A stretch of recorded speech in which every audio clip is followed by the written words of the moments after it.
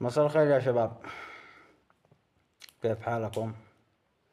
طبعا واحد يروح تعبان من الشغل، يقول له أعمل عودقات، يقول بعمل عودقات كذا بفتهن شوية ساعة ساعتين بعد التعب الذي حصله باليوم.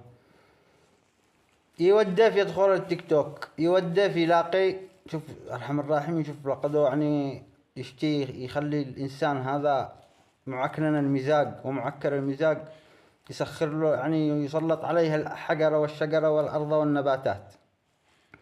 ففجأة كده ظهر لي فيديو حق واحد اسمه مصعب مخنوط التركي. تمام، شوفوا ايش بيقول، شوفوا ايش يقول هذا الممحون.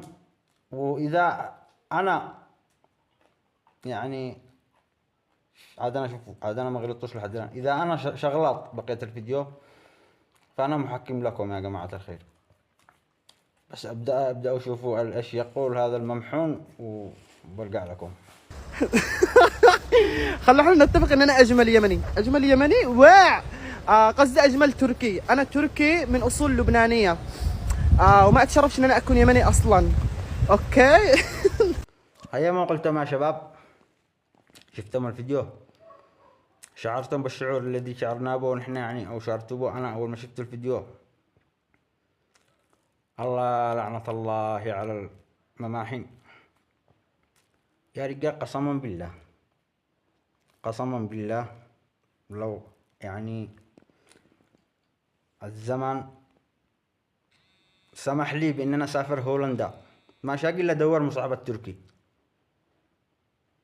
ليش؟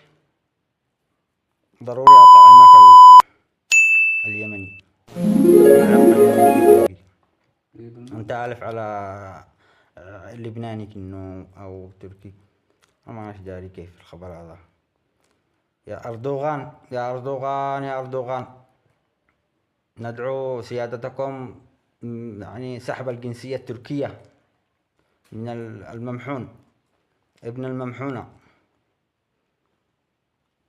هذا يسيء إلى تركيا. إذا كان فعلا عنده جنسية تركية فهو مسيء لتركيا وللبنان، رغم أن لبنان ما هيش ناقص لبنان، معي مناقع كثير والله العظيم. حتى الحجار حق لبنان قاهن رطيبات من الليونة